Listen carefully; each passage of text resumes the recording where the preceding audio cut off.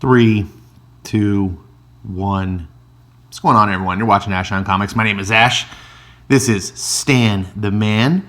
This is the channel's trusty intern, Forky. And this is a granola bar. I don't have any candy today.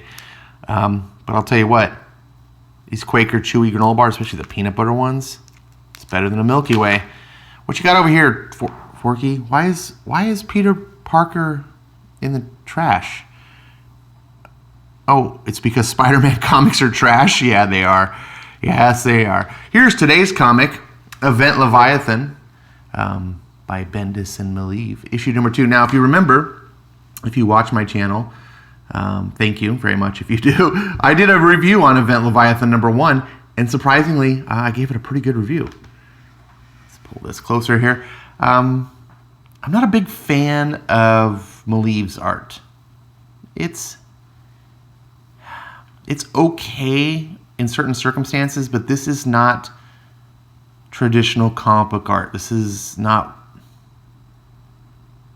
like for maybe some detective noir nonsense, which is what Bendis is trying to do. This is Tony Daniel. Look at this. This is what comic art should look like.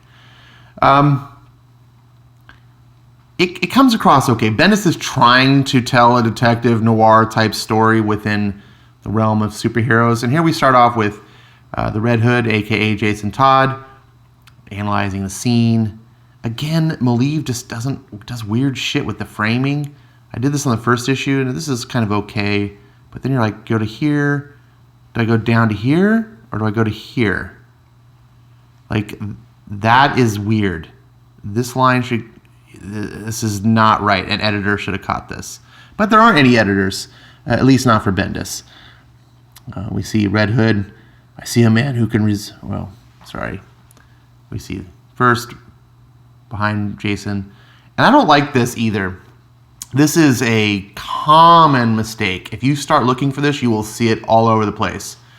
Where you see a word balloon coming off of the panel, but you have no idea who's saying it. So in your mind, you have no idea whose voice to hear. Is this Lois Lane saying this? Is this Alfred? Is this some random Joe on the street? Is this Damian Wayne? Is it Batman? Is it one of Red Hood's friends? Who knows who this is? You should just, if you're going to have this, you should have some establishment. I think there are times when you have to maybe tell it this way. There's just no better option. It's just kind of like the lesser of two evils. But, so you're just like, what do you see, Jason? Who's talking? Oh, it's Batman. Oh, okay. I see a man who can't resist a good gargoyle no matter what city he's in. Batgirl and Green Arrow were in the attack across the street. Barbara, is she okay? MIA. Let's go work the wreckage. She's not there. No bodies. I want authorities to do their jobs on the crime scene to see what they can do. Green Arrow was found in this home, but Batgirl is still MIA. Found in his home? Can we put away the stuff between us and work the case? Of course. What have you heard? So, I want to pause right here and posit a theory to you. I think Leviathan is Batman. I may be wrong. This is not a spoiler. This is just guesswork. But I think I want to put this out here now if I'm right, so I can be like, aha! I'll be able to go back to my video. I have it recorded. Really, dog? Really? Yeah. Get your 2 minutes of fame. I think it's Batman. Batman wants authorities to do their job, to see what they can do. I feel like this is all a test. I feel like there's this story, and this is just a hunch. I don't really have a lot to go on, but I feel like the story is all based around the concept of Batman has a plan to stop everyone, has the Justice League and everything like that. And there was this a saying, I forget which comic it was in, but like where I think Superman or something said, well, what's the plan to stop you? And Batman responds, the Justice League. So I kind of feel like Batman is doing this as a test to see, can they stop Leviathan, which would explain why Batman's not really interfering. He's kind of standing on the sidelines. He wants to see what other people do. If they can stop Leviathan, which in my theory is Batman, then they could stop Batman, right? But Batman logically couldn't run around as a villain himself, because then of course he would get the reputation. You know what I'm saying? I think that if I'm right, that would actually be a cool story if it's pulled off correctly. It would also be kind of a twist people wouldn't see coming, but it would walk a tightrope where you just be like, oh, if you pull it off wrong, you're like, oh, it's just a test all along. That was goofy.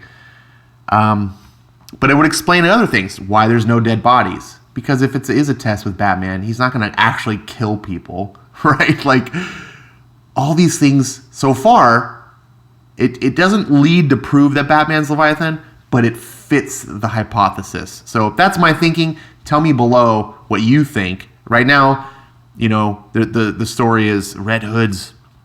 Damian Wayne thinks Red Hood is Leviathan, which of course means it's not. They're talking about Talia, and this is a book that's hard to review. It's just a lot of talking. This is Batman sitting around talking to Red Hood. You know, what do you think of putting together a team of detectives, the best of the best? We can't keep this in the Bat family.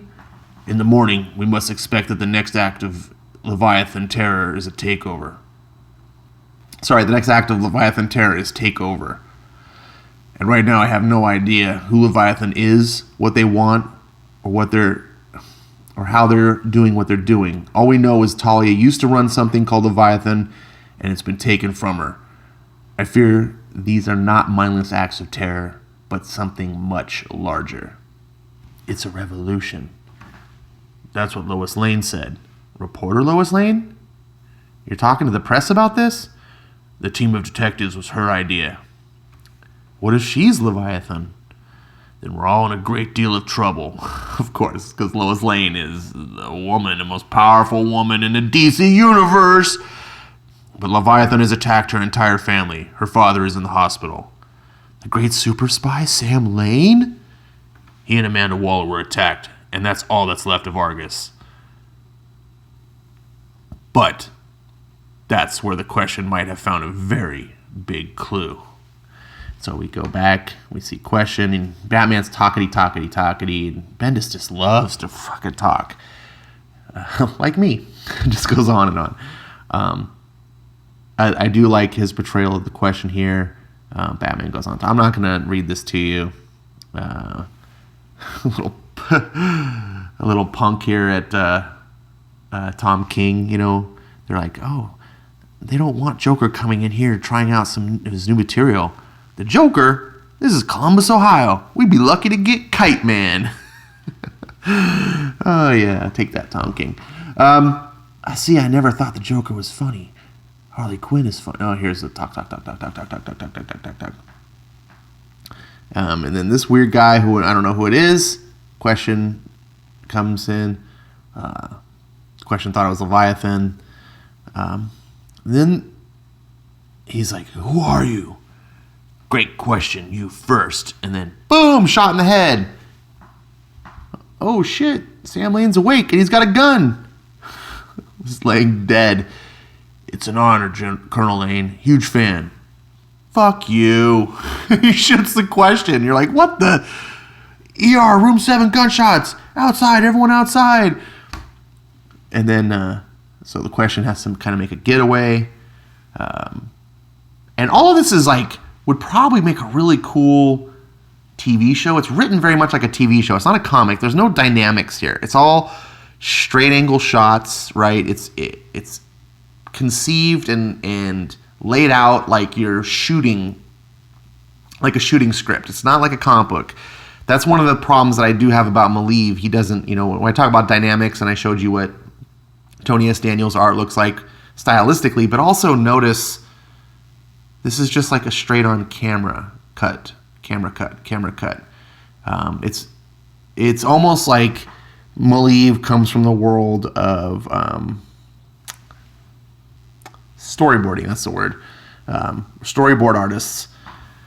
Again, look at all, it's flat angle, flat angle, flat angle. So Plastic Man's searching for the clues on the dead body. Apparently Plastic Man is some big detective. Like this whole team of world's greatest detectives is weird to me. But also, so Leviathan says to Plastic Man, "You know who I am." I do? Did we meet at a party or the Justice League? Okay, so if this is not a false narrative, right? If we can believe the author here is not just deliberately lying to us, which he could be, because that's a bad writing trope, and leave it to Bendis to do bad writing tropes.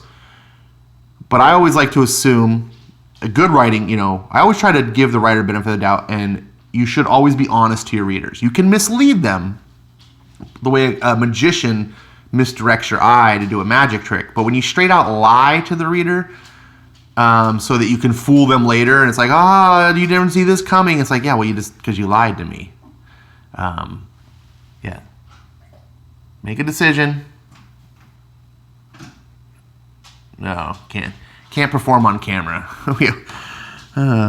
So, oh no, if that's your name, I'm sorry to tell you, that's been trademarked. He says, because he tells him he's Leviathan or something. The All-Star Squadron, the Freedom Fighters, the Secret Six, the Terrifics, the FBI. You have tried everything, Patrick. I also gave up carbs and said that no to the Legion of Substitute Heroes, so give me a little credit. Funny that you can put a little bit of witty because you have a witty character. So I appreciated that Bendis like, oh, okay, you're not inserting this into characters like this. You're doing it in... he says, "Are you sure you're not my mother?" They just have some more witty dialogue. And as usual for a Bendis book, it goes on too long, right? So it's one page, Plastic Man's in the morgue. Talkity, he's just all he's doing is investigating for a clue. Look at how many panels he's needed. Then Leviathan shows up. Then they talk some more on a second page, talk some more on a third page, talk some more on a fourth page, and he finally leaves. It's like, how much do they really talk about? Not much. It just goes on and on. And Leviathan left Plastic Man and took the body. That's exactly what Leviathan did. Leviathan spared Sam Lane, spared Plastic Man. Leviathan's soldier is ex-Argus. Leviathan pitched a cause. I'm sitting here reading like it's Batman. It's actually Red Hood. I'm terrible. Leviathan pitched a cause. New World Order. No bodies. So the question, Plastic Man, Lois Lane, you already put your detective team together. You already worked the case. Batman just sitting there. It's like waiting. Again, like he's waiting for people to figure something out. So he's talking, and where's Amanda Waller? Oh, I would like to speak to Amanda Waller. Well, that's never true. Desperate times. Talia al Ghul, Amanda Waller, Sam Lane. The Leviathan suspect list grows and grows. Yes, Steve Trevor. Oh, Steve Trevor, good one. Do you detectives have a number one suspect? Yes. I'm sorry about Roy, Jason. I'm sorry I couldn't be there for you. Well, that's a first. At least Bendis remembered to do this. Tom King. Damien? The tech, the scope, the general anarchy of it all. To be fair, Jason, I don't think you are doing any of this. I think it manifested itself out of grief. Uh-huh. Thanks, Damien. Green Arrow? Where's Batgirl? Where's Amanda Waller? Anything from you, Plastic Man? I took this armor off this Leviathan soldier. Batman and I were both quite startled to find how much it reminded us of Batman's own designs. Because maybe it is a Batman design. I'm sorry I didn't get your name. Well, nice to meet you. Don't. You trained me to. Why? Wrong question. Whew, and then he flees. And the chase is on to get Red Hood, who is obviously not Leviathan. Batman, the world's greatest detective, if being written right, should know this. He's not. Would know. Batman would know. I figured this out, and I'm just me. So that's, again, this is why I think Batman is Leviathan. This was a fun book. It's about on par with the first one, which I gave a positive rating. Is it really 4 stars? Yeah, it is. It's a quality book. There is a mystery here. I'm intrigued. I do want to read more. I don't know. There's something about it too that's just, it does have its flaws. It gets really wordy. I feel like it's longer than it needs to be. Bendis just draws things out. It's like 2 issues that could have been 1. So maybe I got to pull back that rating. Maybe. I do think it's entertaining. I do think it's worth checking out if you've liked what I've had to say about the book and you like what you see. 4 stars is maybe probably too high for this, unless you're just, really into it. Yeah, 3 stars. But 3 stars is good. It's an okay book. This is what I'm looking forward to. So that's it. Nice, concise, short review, less than 20 minutes. Thanks for watching. Stan thanks you. We thank Stan. And we love Forky. And we love chewy granola bars that aren't Milky Ways. Whew. All right. Thanks for watching. And see you next time.